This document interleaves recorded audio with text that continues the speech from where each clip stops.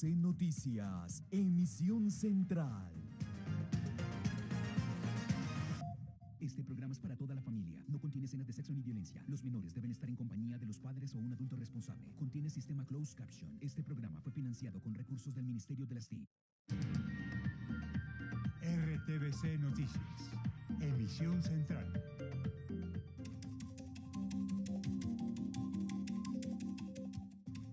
Nueva jornada de caos en el norte de Bogotá, bloqueos en el sistema Transmilenio en medio de manifestaciones. Katy Sánchez, buenas noches, adelante con la información. Muy buenas noches a usted y a todos los televidentes. Yo me encuentro desde la calle 72 con Caracas. Aquí hay bastante trancón y también está generando trancones no solamente en la Caracas, sino en la NQS, en la SUA y también en la troncal de la 80, debido a las manifestaciones que se presentaron desde las 2 de la tarde hasta hace pocos minutos, que ya retorna. El trancón que hay en este momento justamente es porque ya volvieron los alimentadores. Es importante también resaltar que en medio de estas manifestaciones hubo 2 personas heridas y también están siendo trasladadas a diferentes lugares médicos en diferentes clínicas. Sigan ustedes con los titulares de RTVC Noticias.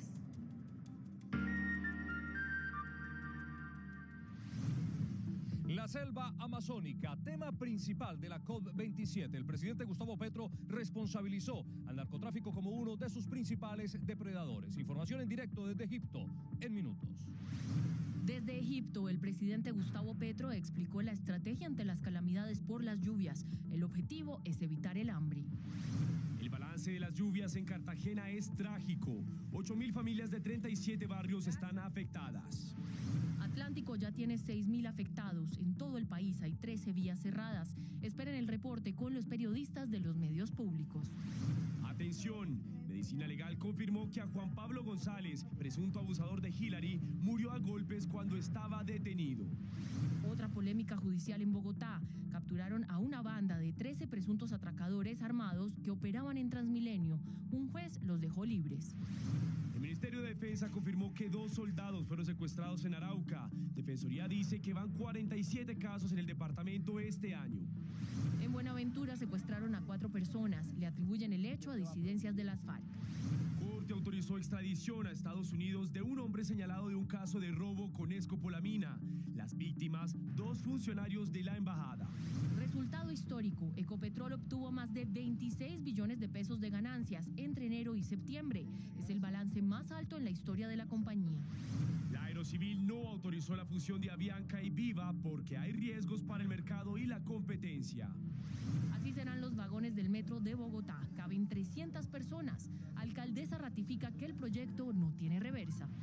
Jornada crucial de elecciones en Estados Unidos. Eligen Congreso y cargos locales. En minutos, reporte en vivo.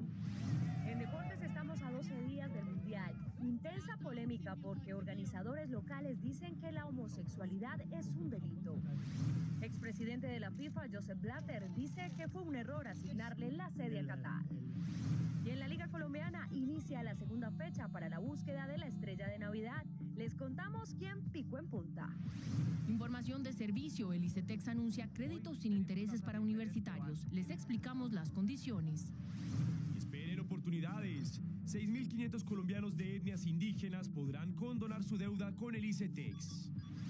Y en Cultura es martes de invitado y estaremos hablando con Donato Dongo, escritor de la diáspora africana.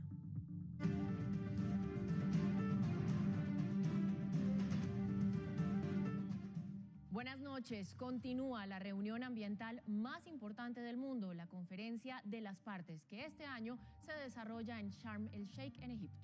En la jornada de hoy, el presidente Gustavo Petro habló de transición energética y de atención a afectados por las lluvias, pues este fin de semana las calamidades aumentaron en el país. Vamos a conectarnos con nuestro enviado especial a la gira presidencial, John López. Buenas noches y adelante.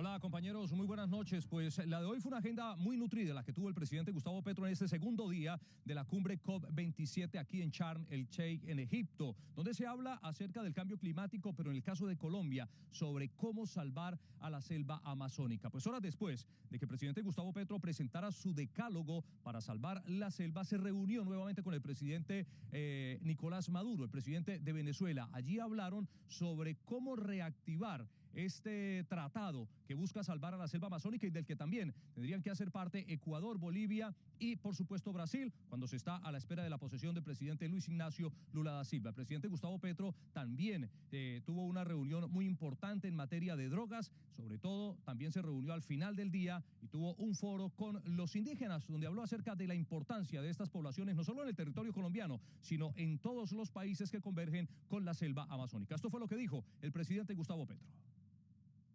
Colombia y Venezuela se sentaron a hablar sobre la selva amazónica en la COP27. El presidente Gustavo Petro dijo que Venezuela podría dejar de depender del petróleo. Venezuela ya está discutiendo lo que sería una Venezuela por fuera de la economía petrolera. Luego del encuentro con Nicolás Maduro, el presidente se reunió con el canciller de la República Federal Alemana y con la directora de la Oficina de las Naciones Unidas contra la Droga y el Delito. La discusión ha sido cómo expandir nuestra asociación con el gobierno de Colombia. Más tarde, la ministra de Minas, Irene Vélez, firmó una declaración conjunta con el Banco Europeo de Inversiones para la Transición Energética. Para nosotros este es un signo muy importante, una señal de confianza. Antes de finalizar la jornada, el presidente lideró un foro sobre la realidad indígena en Colombia. En las comunidades indígenas es donde encontramos cómo se puede construir un existir intenso en la vida humana al mismo tiempo que un equilibrio con la naturaleza. El presidente señaló al narcotráfico como uno de los responsables del daño en la Amazonía. Luego de la reunión del presidente Gustavo Petro con el presidente Nicolás Maduro, tuvo un momento para reflexionar y hablar sobre la situación que se vive en Colombia debido a la declarada emergencia por desastre y la situación que se está viviendo en diferentes zonas del país. Pues el mandatario confirmó que ayer ya fueron desembolsados 2.1 billones de pesos para enfrentar las diferentes afectaciones. Dentro de este dinero que el presidente anunció que ya fue desembolsado está el dinero que se va a invertir a las madres cabeza de familia, que es la modificación del bono ingreso solidario, que es de 500.000 pesos. El presidente está muy preocupado por lo que pueda ocasionar las lluvias de aquí hasta mayo, que es cuando se prevé que dure la temporada invernal. Ya hubo una transferencia que debe sumar 2.1 billones de pesos para atender lo urgente, que es comida, en primerísimo lugar, salud para las personas afectadas, lugares donde reubicarse en las zonas de inundación.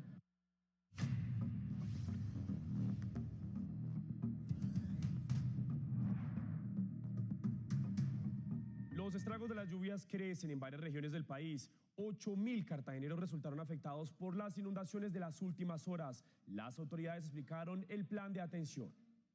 Los habitantes de 37 barrios de Cartagena caminan sobre los rezagos de las lluvias que duraron más de 36 horas. Quedé sin casa, quedé sin dónde vivir. El agua borró calles, inundó viviendas y dejó 8.000 personas sin techo. Todos ahora mismo estamos en la misma, en todo lugar que estamos en emergencia. Necesitamos nuestra comunidad. Bueno, ahí necesitamos la ayuda. Pero esta emergencia, según las autoridades, se debe a la falta de alcantarillado en la ciudad. Vamos a sumar unos recursos de la Unidad Nacional allá lo que viene realizando la alcaldía para ampliar la intervención con maquinaria medida en caños para mejorar las condiciones de drenaje. Hasta el momento han entregado más de 10.000 ayudas humanitarias y ya plantean una estrategia de largo plazo de asistencia a la comunidad. Entonces es un modelo que va en doble vía. Uno, garantizar comida y dos, tratar de generar una actividad económica de la zona para poder en alguna medida ayudar en los dos sentidos. Tenemos abiertos 9 puntos de alimentación para comida caliente a las personas que están desplazadas. Según el Centro de Investigaciones Oceanográficas, los próximos 5 días seguirá lloviendo en el Caribe. En Atlántico ya son más de 3.000 damnificados por las lluvias. En las últimas horas ascendió a 154 el número de familias afectadas en Piojo luego de un fuerte derrumbe.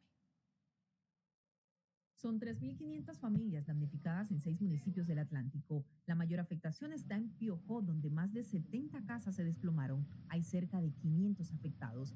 Las ayudas empezaron a llegar. Además, hay corregimientos incomunicados.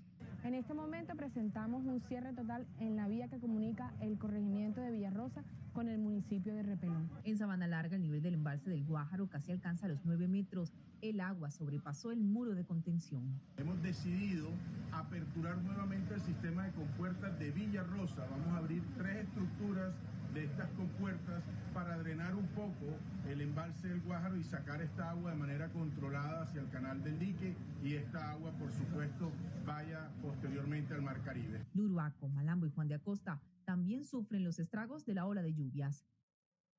Hay 13 cierres viales en el país como consecuencia de la temporada de lluvias. Las carreteras están en Huila, Boyacá, Nariño y Santander. Más noticias con los periodistas de los medios públicos. En el departamento del Quindío, el municipio de Buenavista es el más afectado por las lluvias, pues su principal vía de acceso tiene derrumbes al igual que sus 2 vías alternas.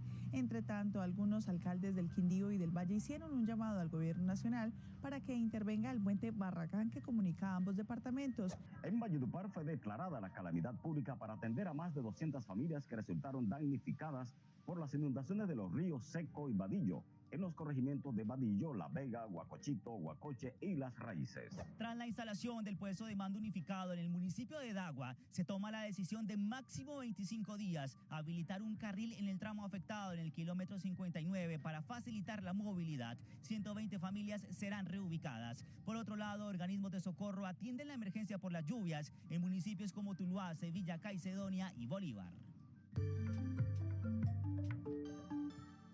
Medicina Legal confirmó que Juan Pablo González Gómez, el presunto abusador sexual de Hilary Castro, fue asesinado a golpes mientras estaba detenido en una unidad judicial. En las últimas horas se informaron los primeros detalles de la necropsia practicada al hombre que habría abusado de por lo menos una mujer en Transmilenio.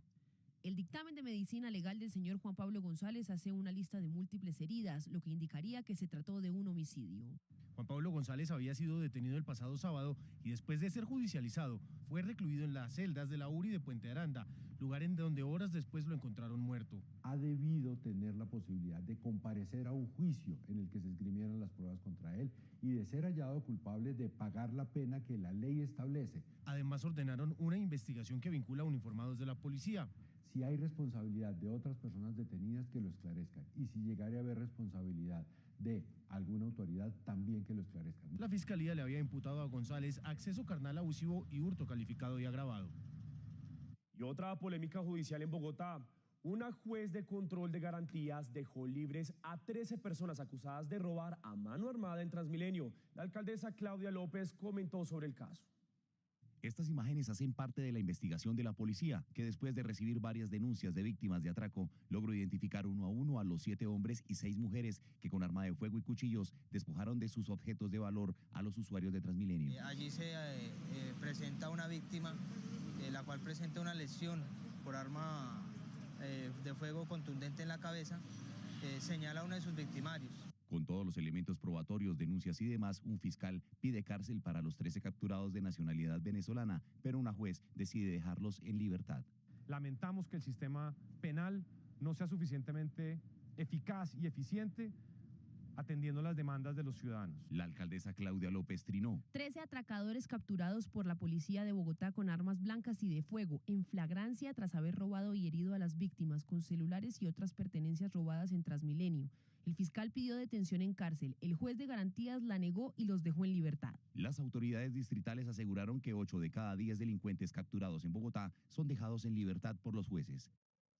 El ministro de Defensa confirmó que hay investigaciones internas en el Ejército por tráfico de armas. Recordó a todos los comandantes la obligación de pasar revista a los armerillos que tienen a cargo.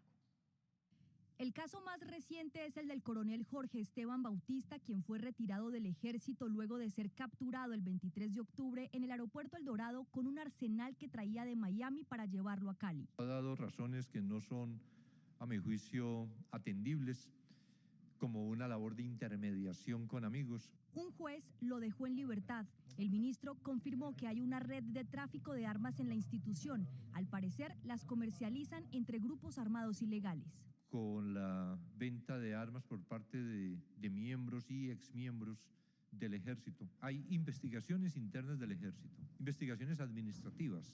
Recordó a los comandantes de las unidades militares que deben hacer el conteo diario de las armas que están a su cargo. Dijo que no todos reportan los faltantes. Ha habido omisiones en algunas unidades y eso igualmente hace parte de las investigaciones y de lo que el propio ejército ha venido transmitiendo a la Fiscalía General. Según conoció RTBC Noticias, el ministerio calcula que de al menos 8 batallones extraen material. Indumil en Soacha y el Cantón Norte en Bogotá están en esa lista. Hay alerta en el departamento de Arauca. Un cabecilla de las FARC amenazó con asesinar 300 personas antes de que finalice el año. El Ministerio de Defensa se pronunció. El video que circula por redes sociales muestra una confrontación entre grupos armados ilegales. Bueno, la idea es retomar Arauca. Habla Omar Pardo Galeano, alias Antonio Medina. El cabecilla de las disidencias de las FARC amenazó con asesinar 300 personas que, según él, estarían relacionadas con el ELN. De aquí a diciembre tienen que haber 300 muertos dirigentes y colaboradores de los ELN, entre financiadores, entre masas, líderes de los ELN. Ante estos hechos de intimidación a la población araucana, el Ministerio de Defensa anunció medidas. Con la fuerza pública, desarrollar las mayores actividades de prevención posible, reaccionar con toda su capacidad frente a esta amenaza. Con los organismos de inteligencia igualmente se les ha requerido. El ministro Velázquez además señaló que el Alto Comisionado para la Paz está haciendo los requerimientos para intermediar en los enfrentamientos de estos grupos armados al margen de la ley. El Ministerio de Defensa confirmó que 2 soldados están desaparecidos hace una semana en Arauca. Uno de ellos, aseguró el Ministerio de Defensa, fue secuestrado por hombres armados. El soldado profesional Fernando Urrego salió de permiso del batallón de Arauca para visitar a su familia en Chaparral, Tolima, y nunca llegó. Continúa desaparecido. Otro soldado, Luis Fermejía, se subió a un bus para ir a visitar a su familia en Granada Meta y tampoco llegó. Se logró establecer que había sido bajado en el trayecto con otras 2 personas por hombres armados. El departamento atraviesa una difícil situación de orden público según la Defensoría del Pueblo. En lo que va del año ya llegamos a la cifra de 300 homicidios. También se han presentado 47 secuestros y cerca de 19.100 personas son víctimas de diferentes hechos victimizantes. El Alto Comisionado para la Paz busca establecer un contacto con el grupo armado. Reclamar el cumplimiento de una expresión de voluntad que habían hecho en cuanto a cesar en acciones de esa naturaleza. A través de estos números del Gaula Militar, la ciudadanía puede reportar cualquier información sobre el paradero de los uniformados. 4 personas fueron secuestradas, al parecer, por disidencias de las FARC en Buenaventura. Las autoridades realizan operativos por el río Cajambre. Más de 90 horas completan retenidos 3 líderes sociales y un desmovilizado de las FARC. Al parecer, integrantes de la columna Jaime Martínez interceptaron la lancha que los movilizaba por el sector de Punta Bonita del río Cajambre, zona rural de Buenaventura. Estas operaciones tienen como objetivo localizar 4 personas, las cuales se desplazaban desde Buenaventura hacia el río Cajambre y al parecer fueron interceptadas por unos sujetos armados. A través de un comunicado, la alcaldía de Buenaventura hizo un llamado a organismos nacionales para implementar estrategias que protejan la vida. Solicitamos a la Unidad de Protección y al Ministerio que de manera inmediata estudie la emisión de medidas de protección colectiva de emergencia para el Consejo Comunitario de Cajambre, así como de carácter individual para las personas que sea necesario. Familiares y amigos de los retenidos piden que los actores armados se sumen al proceso de paz total y liberen a los 2 hombres y 2 mujeres que hoy están privados de la libertad. La Corte Suprema avaló la extradición de un hombre señalado de pertenecer a la banda Los Tomaseros, esto por un caso de robo con escopolamina a 2 funcionarios de la Embajada de Estados Unidos en Bogotá. Por agresión, secuestro de personas internacionalmente protegidas y concierto para delinquir, la Corte del Distrito Sur de la Florida pidió en extradición a Jefferson Arango Castellanos, alias Harry Potter. Los hechos ocurrieron en marzo del año 2020, cuando dos funcionarios de la Embajada de Estados Unidos estaban en un bar en el norte de Bogotá, donde les dieron en la bebida una droga psiquiátrica. Grabaciones de video de cámaras de vigilancia revelaron también que Arango Castellanos estaban también presentes en el bar a la misma hora. Interactuaron con las víctimas en el bar y luego caminaron con ellos por la calle. En 2021, alias Harry Potter, alias Helen y alias El Sobrino fueron capturados. La investigación reveló que los acusados han llevado a cabo esquemas similares con otras víctimas y que compartieron las ganancias de estos esquemas entre los tres y otros cómplices. Los investigadores recolectaron varios videos como estos, en los que evidenciaron cómo integrantes de la banda Los Tomaseros abandonaban a sus víctimas. Estas personas estarían involucradas en la muerte de Judith Alexandra Anaya Pacheco, quien murió por falta de oxígeno en el cerebro producto de una droga que le dieron en la bebida, según el dictamen de medicina legal. Se cayó un artículo que iba a ser incluido en el Código Penitenciario y Carcelario y que ponía en riesgo el ejercicio de la prensa en Colombia. Proponía someter a revisión algunas de las publicaciones de los medios de comunicación. Este es el artículo que ha sido duramente criticado. A partir de la fecha de vigencia de la presente ley, la prensa escrita, las estaciones de radiodifusión sonora y los programadores de televisión que operan en el país deberán adelantar campañas destinadas a generar un cambio en la conciencia ciudadana sobre la humanización de la política criminal, la creación de oportunidades y la potencialidad de la justicia restaurativa. Los contenidos podrán ser elaborados directamente por el correspondiente medio de comunicación, pero para su difusión deberán ser sometidos a la aprobación del Consejo Superior de Política Criminal. Es por esta iniciativa que se afirmó que el gobierno quería meter un mico en la Ley 65 de 1993 como parte de las iniciativas con las que se busca reformar la política criminal del país.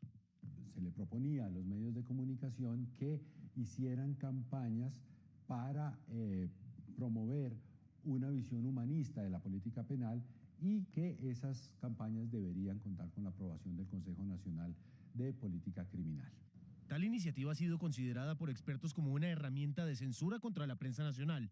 Jamás este gobierno, este ministerio, propondrá una norma que parezca censura. Tras la polémica, el gobierno nacional, en cabeza del Ministerio de Justicia, retiró el criticado artículo y señaló que su intención no es atacar a la prensa.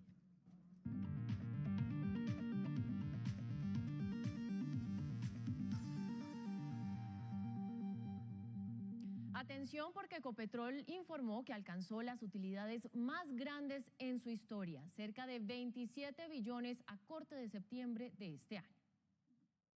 La petrolera estatal más grande del país reportó 9,5 billones de pesos en ganancias durante el tercer trimestre del año y totalizó 26,6 billones entre enero y septiembre, un alza de 150% frente al año pasado y los mejores números en la historia de la compañía. ¿Qué viene ahora? En los próximos meses sentarnos con la Junta a mirar plan de inversiones para el próximo año, o sea, el presupuesto para el próximo año, para el 2023, y lo que llamamos el plan de 3 años, 23, 24 y 25. Bayona habló sobre la reforma tributaria y los impactos para la estatal. El impacto de la reforma tributaria es significativamente menor del que habíamos estimado. Si los precios están más altos y la industria le está yendo bien, es absolutamente razonable que la industria pague más. La compañía es clara sobre el futuro del fracking. Si el gobierno nacional y el Congreso de alguna manera toman la decisión de que no se hagan los no convencionales en el país, Ecopetrol no va a ser no convencionales en el país. Ecopetrol espera aumentar las reservas de gas del país gracias a los nuevos descubrimientos costa afuera. La Aeronáutica Civil y el Ministerio de Transporte le dijeron no a la integración empresarial entre Avianca y Viva Air. Uno de los principales argumentos es la desventaja en la que quedarían otros competidores, lo que afectaría a los usuarios. Las autoridades de transporte creen que en el negocio hay riesgos para la competencia y el bienestar de los consumidores. Los consumidores podrían verse perjudicados en la medida en que el ente integrado tendría más facilidades, incentivos y menores riesgos al aumentar sus precios, reducir frecuencias, cancelar rutas o reducir servicios complementarios, entre otros. La Aeronáutica Civil dice que la integración además representaría un desequilibrio respecto a la competencia en 29 rutas nacionales en las que tendrían una participación del 100%. Un ejemplo, Bogotá-Ibagué, San Andrés Pereira, Medellín-Pasto, Cartagena-Villavicencio. La autoridad aeronáutica no logró confirmar la figura de estado de excepción de empresa en crisis para Viva Air. Sin embargo, sí estaría atravesando por un momento complejo en materia económica. Tras la decisión, las aerolíneas tendrán 10 días después de notificadas para presentar un recurso de apelación o una nueva solicitud en máximo 2 meses. Después de 3 años se reanudaron los vuelos comerciales entre Colombia y Venezuela. Mañana saldrá el primer vuelo desde Bogotá. Satena sí viajará a Venezuela. Su destino, el aeropuerto de Maiquetía.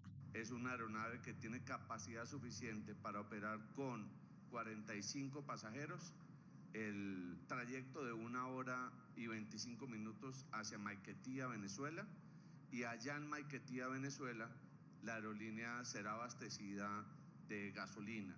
El ministro de Transporte explicó que el cruce de versiones con el canciller y el ministro de Defensa frente al vuelo de Satena radicó en un malentendido.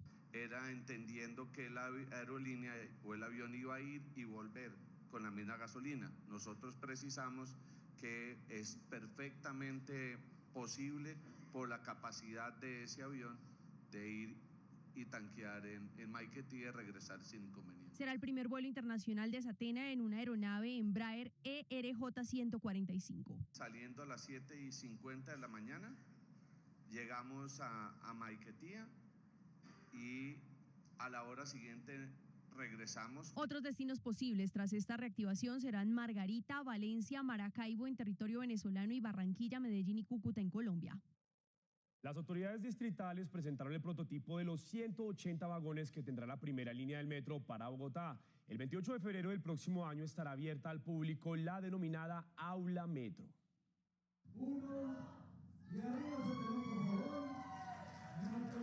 Efusiva. Así fue la presentación de lo que serán los vagones de los 30 trenes eléctricos que recorrerán desde Bosa, en el suroccidente bogotano, hasta Chapinero, la ruta de la primera línea del metro. Son 146 metros de largo los 30 trenes con los 6 vagones. Cada vagón tendrá una capacidad para transportar 300 personas.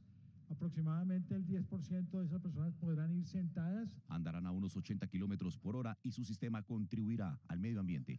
El sistema de trenes de Bogotá lo que va a hacer es recuperar esa energía y volverla a reutilizar, lo cual hace que su eficiencia energética sea mayor. El próximo año en el Parque de los Niños habilitarán el Aula Metro, que tendrá un objetivo principal.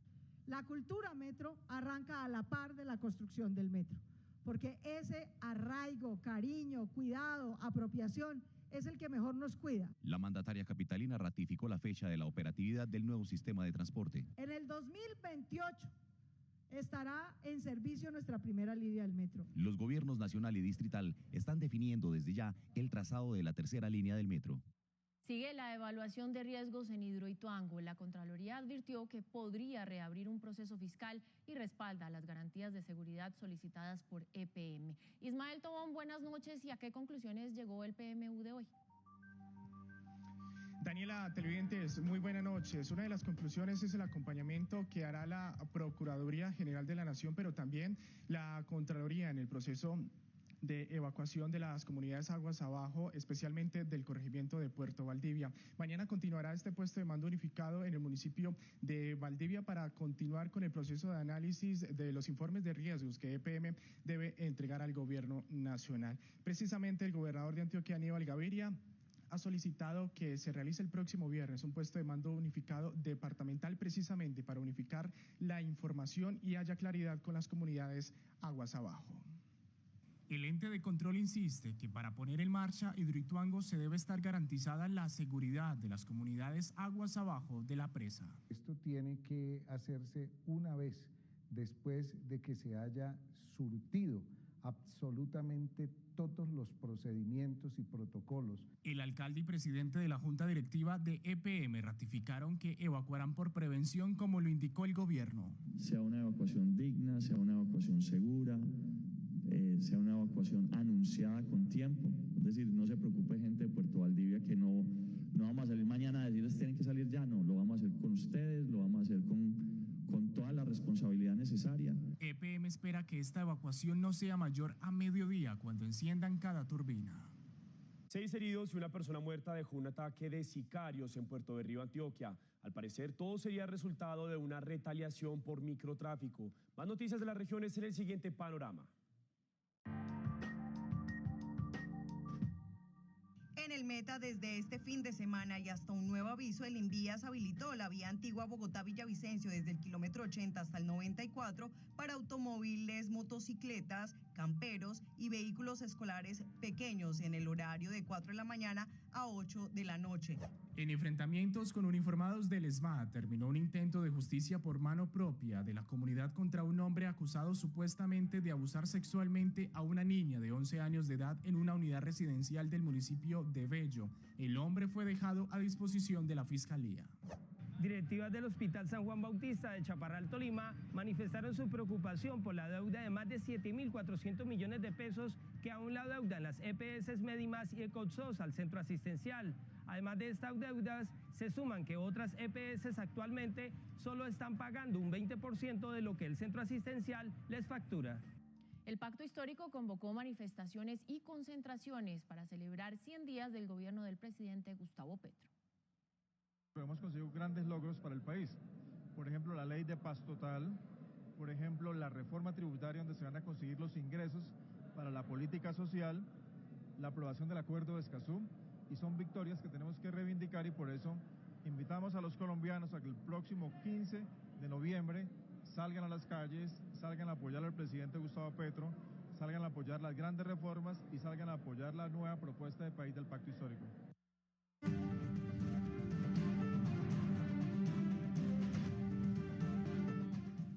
Ampliamos la noticia de la participación de Colombia en la cumbre de cambio climático en Egipto. Jóvenes de países de Latinoamérica reaccionaron a la intervención de Gustavo Petro. Volvemos a Sharm el Sheikh en Egipto con John López. John, adelante. Compañeros, pues es que el discurso del presidente Gustavo Petro tenía mucha expectativa y era muy esperado en diferentes países, sobre todo en Latinoamérica. Por eso llegaron hasta aquí, hasta Egipto, en la COP27, jóvenes de diferentes partes del mundo. Hablamos con dos de ellos, uno argentino y una joven mexicana, muy expectantes de lo que podría significar el discurso del presidente Gustavo Petro, sobre todo para salvar la selva amazónica. La unidad es importantísima, las violaciones de derechos humanos no pueden ser ignoradas. Pero más allá de eso, creemos que la unidad latinoamericana es importante para llegar a los consensos necesarios para poder llegar a un acuerdo de conservación biológica que tenga en cuenta las necesidades de descarbonización, las necesidades de conservación. Y conozco de los riesgos que tenemos. Esto es un deporte extremo, en realidad, defender a la madre naturaleza. Esperemos que las leyes sí nos ayuden, no solamente a los colombianos, sino también a todos en Latinoamérica y a todos los seres humanos. Otra de las reacciones que se conocieron horas después de que el presidente Gustavo Petro presentara su decálogo a los países integrantes de las Naciones Unidas para salvar la selva amazónica, se siguieron conociendo diferentes opiniones. Una de ellas, la del presidente venezolano Nicolás Maduro, que justo antes de iniciar su reunión hoy con el presidente Gustavo Petro, dijo que el discurso hecho por el mandatario colombiano ha sido uno de los discursos más inteligentes que se han presentado en esta cumbre. Creo que uno de los discursos más inteligentes de mayor capacidad propositiva que ha habido en esta cumbre. Con estas palabras, el presidente de Venezuela, Nicolás Maduro, exaltó el decálogo presentado por el presidente Gustavo Petro en la COP27. Además, dijo que las afectaciones a la selva amazónica son culpa del capitalismo. Le toca a Sudamérica salvar la selva amazónica y estamos a tiempo. Ha habido grandes daños en las últimas décadas por diversas prácticas, todas vinculadas con el sistema capitalista depredador. El presidente Maduro también pidió reactivar el Tratado Amazónico. Además, yo creo que es necesario reactivar la organización del Tratado Amazónico, que agrupa a todos los países de Sudamérica que tenemos acceso al Amazonas directamente. También destacó y felicitó a Colombia por la iniciativa de salvar la Amazonía. Muy bien, y para seguir hablando de reacciones, pues hace un momento les hablaba sobre Francisco Vera, el niño ambientalista colombiano que se ha robado las miradas en diferentes partes del mundo por su defensa de la naturaleza. Bueno, él también quiso contarnos cuál fue su opinión con respecto a este discurso del presidente Gustavo Petro. Él se reunió, finalizando la agenda del día del mandatario colombiano, le entregó un libro, pero además le entregó unas peticiones que firmaron cerca de 5.000 niños para que él sea uno de los principales defensores del medio ambiente. Me pareció interesante el punto sobre el Amazonas, sobre esa cooperación regional, del cual no es la primera vez que habla, sino en otras oportunidades también ha hablado, ¿no?, acerca de él. ¿Por qué? Porque el Amazonas para mí es una cosa muy importante. Compañeros, un dato de cierre muy importante. Mañana, al iniciar la agenda en el tercer día de la COP27, el presidente Gustavo Petro presentará la política para la transición energética de Colombia. Lo hará junto con la ministra de Minas, Irene Vélez. Posterior a esto, el presidente tomará rumbo hacia París, Francia, para participar del Foro de Paz. Allí presentará el proyecto de la paz total ante todos los países de las Naciones Unidas. Esta es toda la información por el momento, compañeros, desde Sharm el Sheikh en Egipto, en este cubrimiento especial que hace RTBC Noticias a la cumbre COP27, acompañando al presidente Gustavo Petro. John López, RTBC Noticias, conectados 24/7.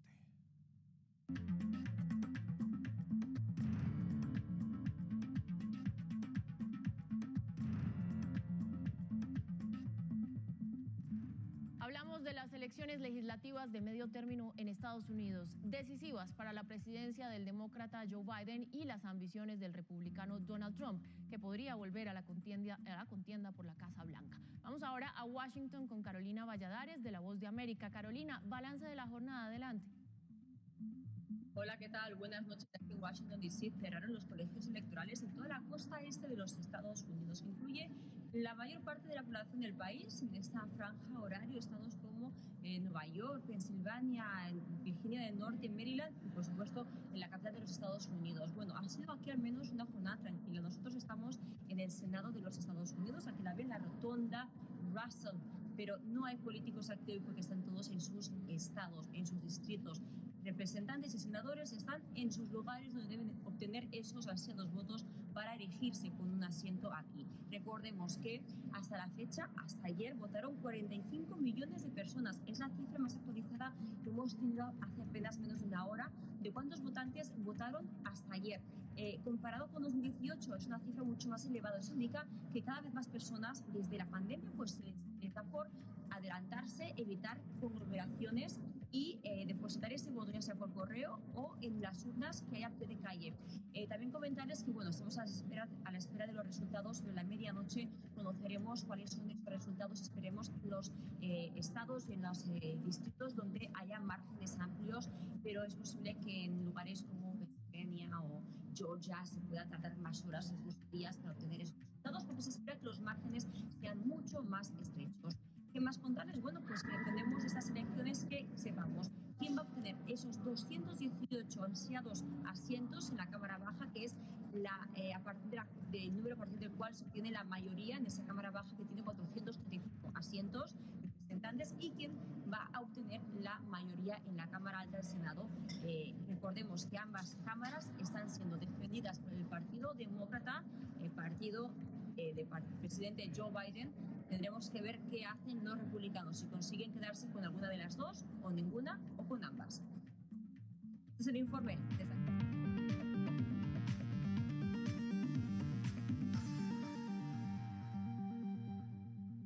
Aunque el precio del dólar cayó hoy, la divisa se mantiene por encima de los 5.000 pesos. Según expertos, este puede ser el momento en el cual los mercados empiecen a calmarse. Hoy el dólar en Colombia bajó 48 pesos y llegó a 5.013 pesos. La tensión que hubo en los mercados en las 3 semanas anteriores bajó debido a mejores expectativas. El petróleo ha estado mucho más calmado, la aversión al riesgo ha bajado un poco a nivel mundial. Se aprobó en Colombia la reforma tributaria, es algo muy importante. La inflación ya estuvo, digamos, bien medida, sigue alta, pero no por fuera de lo esperado. Además, los inversionistas están a la espera de datos económicos importantes en Estados Unidos, la economía más grande del mundo. Los mercados están a la expectativa de la publicación de inflación correspondiente a octubre en Estados Unidos, la cual puede mostrar un desempeño positivo, quitando la presión a la Fed precisamente con los aumentos de tasas de interés que están esperando a futuro. La mayor calma en los mercados se evidencia en este dato. El precio mínimo del dólar durante la jornada de hoy fue de 4.960 pesos. A nivel nacional, los inversionistas también esperan la conciliación de la reforma tributaria en el Congreso.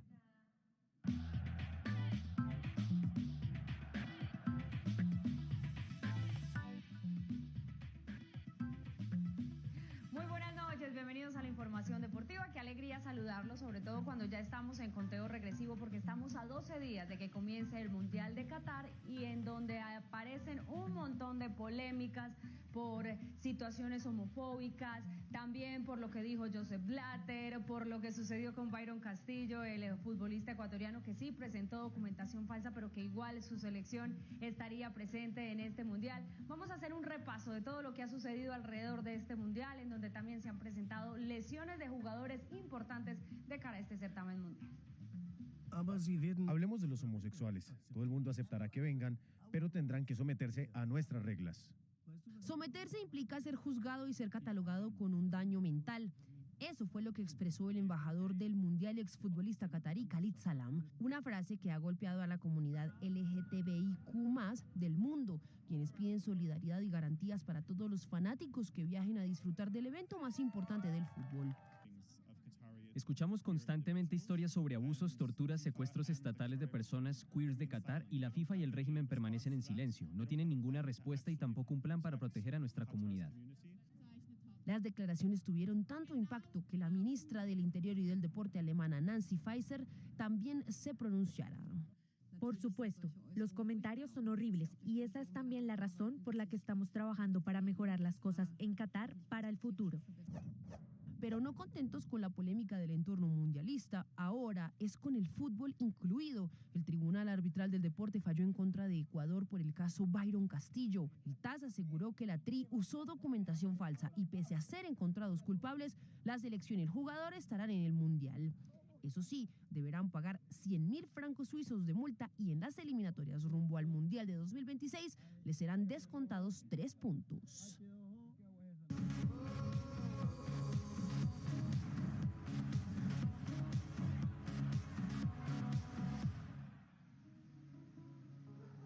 Y como ustedes lo ven, nosotros aquí en RTVC Noticias ya estamos en modo mundialista y por eso estamos conectados con Qatar. Aquí vamos a tener en esta sección todos los datos, las cifras, todo lo que sucede alrededor del certamen de fútbol más importante que obviamente sucede cada 4 años y que esta vez va a tener como sede Qatar, con algo diferente y es que no se realizó en los meses de junio o julio, sino que se dejó para finales de este año. Por eso nosotros estamos contando los días y casi que se va a disputar llegando diciembre, llegando la Navidad. Por eso Paula Fresneda nos trae todos los detalles esta noche con cifras, daticos, lo que nos gusta. Paula, adelante. Buenas noches, Vanessa, bienvenida a usted y por supuesto a todos los televidentes a Conectados con Qatar. Desde hoy y hasta el final del Mundial nos estaremos acompañando aquí en RTVC Noticias. Y arrancamos, por supuesto, hablando del video del día. Hace un mes, el 15 de octubre, escuchamos a Richarlison muy preocupado porque podría perderse el Mundial de Qatar 2022. Pues escuchémoslo. Espero que pueda curar lo más rápido posible. Espero recuperarme lo más pronto posible. Más o menos 2 meses. La última vez que sufrí esta lesión estuve 2 meses por fuera.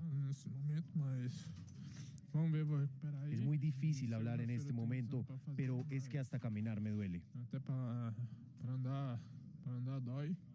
Pues el fútbol, como la vida, da revanchas y así vivió el jugador del Tottenham Hotspur su convocatoria. Así escuchó su nombre de la boca de su entrenador Titi. Rafinha, Barcelona, Richard.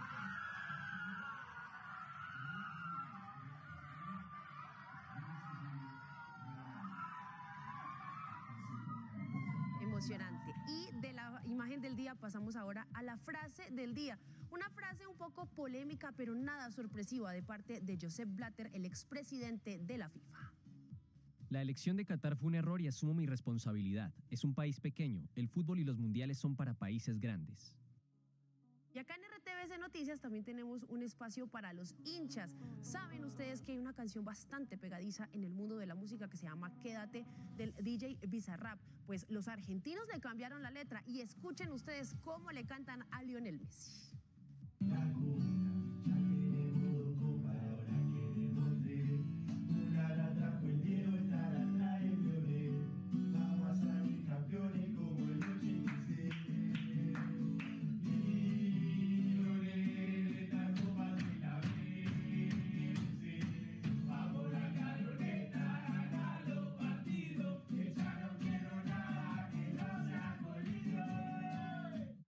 supuesto, la pasión del hincha argentino no puede faltar en los mundiales. Y cerramos nuestro primer Conectados con Qatar con la cifra del día. 220.000 millones de dólares han invertido los cataríes en el acondicionamiento y también en la construcción de todos los escenarios deportivos que van a acoger esta cita mundialista. Terminamos así nuestro primer Conectados con Qatar. Sigan ustedes con más información.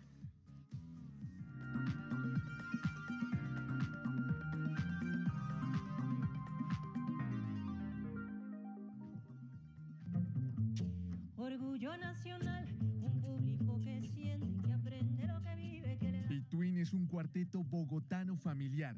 Por un lado están las hermanas Áñez y por el otro los hermanos Mendoza. Recrean música de América Latina con influencias del jazz, el folclore y música contemporánea. Y que en toda oscuridad sea usted quien los alumbre. Dos familias que se entienden como si fueran una sola. En el escenario es posible percibir la disciplina que hay detrás del cuarteto, que tiene como reto adentrarse en el universo sonoro de la música tradicional latinoamericana. Tradicionalmente se ha hecho con guitarra sobre todo, o algún instrumento armónico como el piano. Nosotros quisimos ponernos este reto de hacer arreglos desde el contrabajo, que no es un instrumento armónico sino melódico, y las dos voces. Un proyecto musical que llegará al Teatro Colón de Bogotá el próximo 18 de noviembre en un concierto al que han llamado Señora Colombia. Va a ser exclusivamente de creaciones de canciones recientes colombinas, versionadas al estilo de Between. El estreno del disco en vivo empieza con 5 canciones colombianas y luego ya empieza a tener más canciones de toda Latinoamérica. Recibo la fortuna, testigo de la gente que atesora lo profundo, que valora lo puntual. Para su presentación, el cuarteto ha preparado una poderosa sección de canciones del repertorio nacional. Acá las dos voces, el contrabajo y la batería, como que están al mismo nivel todos, tanto de volumen como de importancia y todo. Entonces la idea es esa, es como que somos los 4 creando al tiempo, sin nada que alguien se destaque más. Un espacio que servirá para conmemorar las nuevas creaciones musicales colombianas. Que con la toalla enrollan el pescuezo, bajo el oriente valorando una canción. Yo me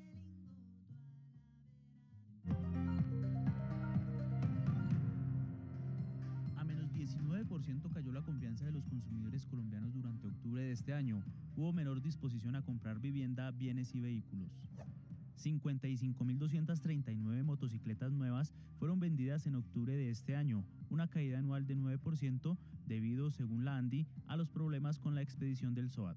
57% han subido los precios de los tiquetes aéreos en el último año, según la Asociación Colombiana de Agencias de Viaje y Turismo. El precio interno de la carga de café bajó 78.000 pesos y quedó en 1.992.000 pesos. Sigue la discusión en torno al texto final de la reforma tributaria. Mañana podría haber un texto definitivo de la ley. Entre los puntos que están en discusión de los conciliadores, se destaca el impuesto a las iglesias. Los dos puntos más álgidos en este momento son los impuestos a los negocios derivados de las iglesias, no el impuesto a los cultos, y también la tarifa diferencial para las MIPYMES. Según pudo conocer RTVC Noticias, se discuten 17 puntos, como el impuesto a los dividendos y cuándo entraría en vigencia el impuesto a los alimentos ultraprocesados y las bebidas azucaradas. El impuesto a los libros electrónicos, que creo que hay, digamos, consenso en que se elimine, y otros más pequeñitos. Este miércoles, cuando culmine la conciliación de la reforma, pasará a plenaria de Cámara y Senado para su aprobación. Posteriormente, pasará a sanción presidencial para que se convierta en ley de la República. Fue capturado con fines de extradición Cristian Eduardo García Jerez, alias Barbas, señalado de ser el narco invisible al servicio del Clan del Golfo. Más hechos del día en un minuto.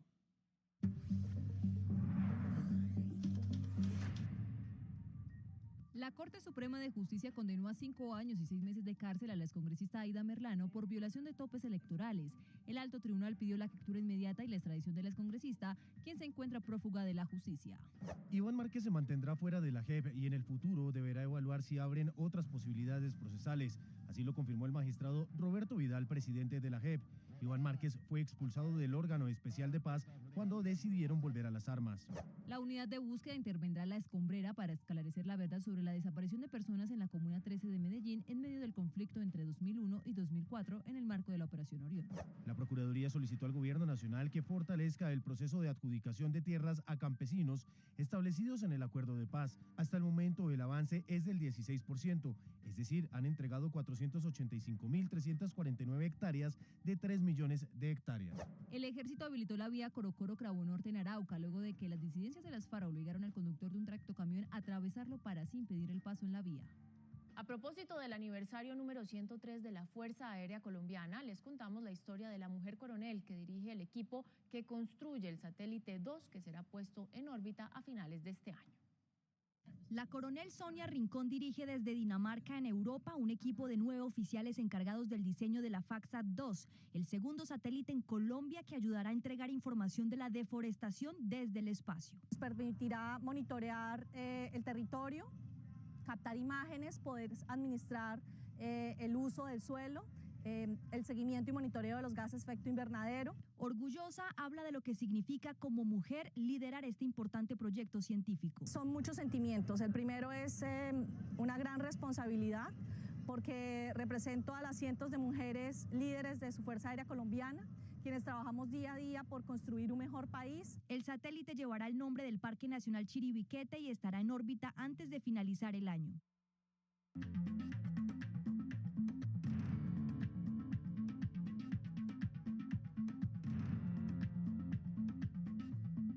Las elecciones de medio término en Estados Unidos son vistas como la aprobación ciudadana a la gestión de un presidente en los Estados Unidos.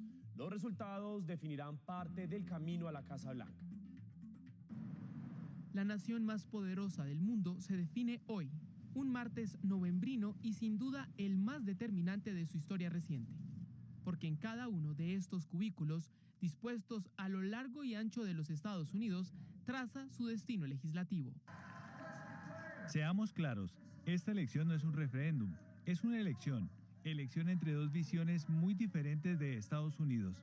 O al menos el de los próximos 730 días, periodo restante de Joe Biden como ocupante de la Casa Blanca, porque le define al mandatario y a toda la nación si el señorío demócrata sigue o da paso al republicano en las entrañas acá del Capitolio. Este es el año en que vamos a recuperar la Cámara, vamos a recuperar el Senado y vamos a recuperar a Estados Unidos. Y en 2024, lo más importante, vamos a recuperar nuestra magnífica Casa Blanca. Las elecciones de medio término, voto a voto, ya sea por correo o del puño de cada elector, dibujan la composición de Senado y de Cámara, hoy con mayoría una más holgada que la otra del partido del presidente. Los 9 usos horarios que cobijan al país hacen que apertura y cierre de urnas sea en escalera, a destiempo, sin que eso reste su contundencia, justo cuando la aprobación pública de Biden alcanza 39% en el sondeo Reuters e Ipsos y que anticipa el tono y el curso que tendrá la contienda. Un juzgado de Panamá ordenó llevar a juicio a los expresidentes Ricardo Martinelli y Juan Carlos Varela por presunto blanqueo de capitales de sobornos de la constructora brasileña Odebrecht. Las noticias del mundo a continuación. El presidente turco Recep Tayyip Erdogan recibió en Ankara al primer ministro sueco Ulf Kristersson, quien intentó persuadirlo para que ceda y el país escandinavo pueda ingresar a la OTAN. Erdogan, que aún no dio una respuesta definitiva, anunció que se reunirá nuevamente este mes con Kristersson en Estocolmo para seguir negociando. Más de 200 migrantes que estuvieron esperando a bordo de un barco después de que Italia les negara la entrada fueron autorizados a desembarcar. Las ONG que llevan migrantes en barcos consideran ilegal un decreto italiano que según ellos es selectivo y discriminatorio. Casi 500 inmigrantes quedaron en el limbo el mes pasado por esta medida. El rey emérito Juan Carlos reclamó inmunidad legal en Inglaterra hasta su abdicación en 2014. El antiguo monarca español busca así mitigar una demanda por acoso presentada por su examante, la empresaria Corinna Susanne Wittgenstein, en un caso ensombrecido por la publicación de un polémico podcast sobre su romance. Médicos, enfermeros y auxiliares de los hospitales públicos de Buenos Aires cumplieron una huelga de 24 horas, con protestas en las calles para reclamar mejoras salariales y condiciones laborales en medio de una inflación que se proyecta en 100% este año.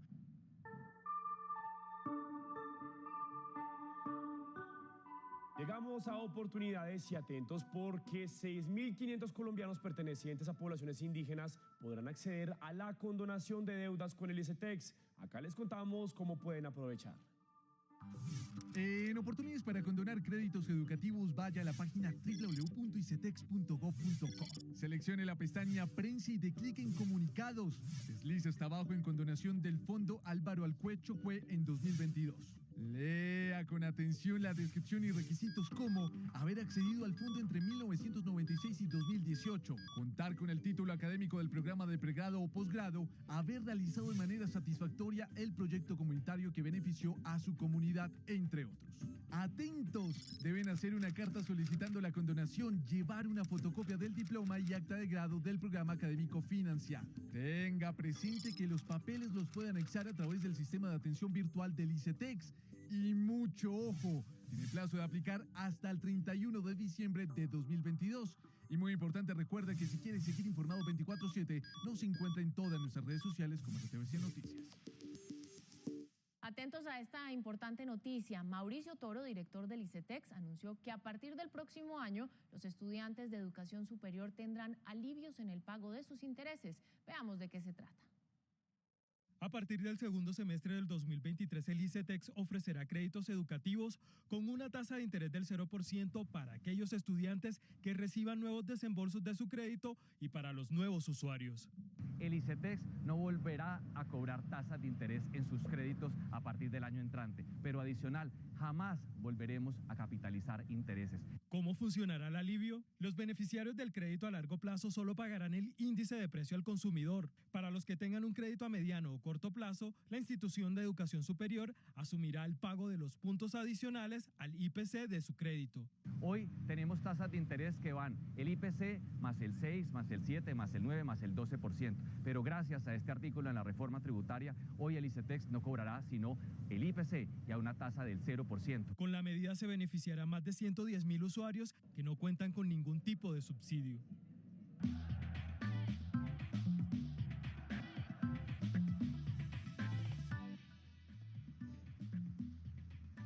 Seguimos con más información deportiva porque hoy comenzó la segunda fecha de los cuadrangulares en nuestro fútbol profesional colombiano. En el cierre de esta jornada, América recibe a Independiente Medellín, todo esto por el Grupo B. Y en el Grupo A las cosas están emocionantes porque Millonarios visita al Junior y Santa Fe quiere frenar un poquito el ímpetu de Pereira. El Rojo de Cali está dolido por la derrota. Y sobre todo ver cuáles jugadores tenemos disponibles, ¿no? Porque tenemos una situación que resolver. Y el Rojo de Medellín llegó con esperanzas porque empató en casa. Es el duelo de necesitados, o mejor, el clásico de rojos en el Pascual. Confiado de lo que tenemos, del trabajo que estamos haciendo, esto apenas comienza. Millonarios ya está en Barranquilla y tras un empate que pudo ser de 3 puntos, esperan volver a ganar por liga en la Plaza de la Arenosa sin dar ventajas en el medio campo y con la ausencia de Vieran Junior. El partido pasado contra Junior, eso lo decía él. Larry, me está saliendo mucho, me está quedando Cariaco y me está quedando C3 con mis dos centrales, no te me vayas. Y Pereira, motivado tras el triunfo en casa. El estar siempre en partido, un valor que nos hemos intentado transmitir en el día a día. Visita a un Santa Fe que busca sumar de a 3 porque empieza el conteo regresivo. Comienza la fecha 2 y empieza a cerrarse el sendero rumbo a la estrella de diciembre.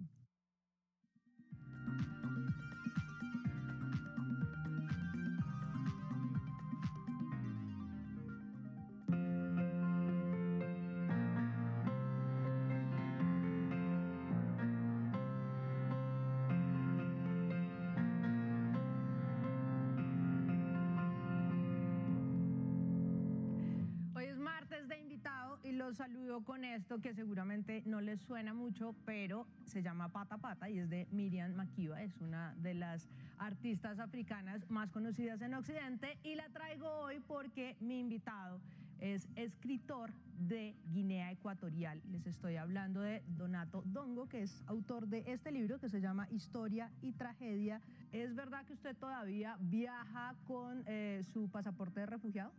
Efectivamente, es el único que tengo. ¿Por qué no ha querido aceptar la nacionalidad española? Lo he dicho muchas veces en España y algunos lo compran, otros dicen que bueno, que soy un resentido, lo que sea. Pero bueno, la realidad es que yo llegué a España con 14 años para continuar el bachillerato que había empezado en mi país, en Guinea Ecuatorial, y la independencia me pilló a mí, como a tantos otros estudiantes guineanos en España, el día 12 de octubre de 1968. Para poner un poquito en contexto a los televidentes, Guinea Ecuatorial era colonia española y el episodio que está contando Donato es el momento en el que se declaró la independencia y fueron expulsados los que estaban ahí. En ese contexto, pues nosotros nos quedamos en una tierra de nadie, porque al negarnos a ir a Guinea Ecuatorial, el presidente se negó a darnos documentación y nos quitó la nacionalidad guineana. En España, el gobierno español dijo que como ya éramos independientes, ya no nos podía dar documentación española y nos quedamos así, abandonados, literalmente abandonados. Y así estuvimos hasta poco antes hasta 1978, en que el gobierno de Adolfo Suárez, después de la muerte de Franco, pues bueno, dio la nacionalidad a algunos guineanos, equiparándolos con los latinoamericanos, etcétera, etcétera, y algunos se acogieron a aquella fórmula. Pero yo me acogí a la fórmula de apátrida. ¿Por qué? Porque habíamos sufrido tanto que no tenía ganas de tener nacionalidad española, la verdad.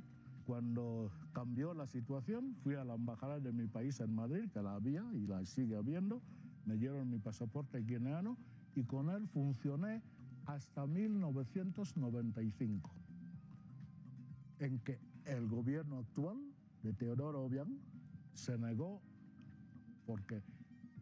a darme documentación guineana porque, según ellos, yo soy un opositor, hablo mal de ellos, cuando solamente me limito a cumplir con mi trabajo, con mi profesión. Guinea Ecuatorial es un país donde se violan sistemáticamente los derechos humanos, hasta hoy. Me arrastraron por el suelo, me tiraron en el coche como una cabra. Entonces somos unos cuantos los que sí nos enfrentamos a este tipo de casos. Que yo no genero las noticias, yo sí las transmito nada más. Dejen de torturar a la gente y yo ya no tendré nada que informar sobre esas atrocidades.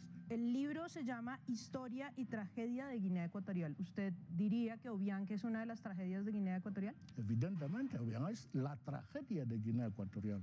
Donato Dongo, muchísimas gracias por haber estado aquí con nosotros en RTVC Noticias. Muchísimas gracias a ustedes por haberme invitado. Y con literatura despedimos esta emisión central. A ustedes, como siempre, muchas gracias por preferirnos en esta noche. Recuerden que nos pueden ver mañana al mediodía y a las 7 de la noche. Que descansen.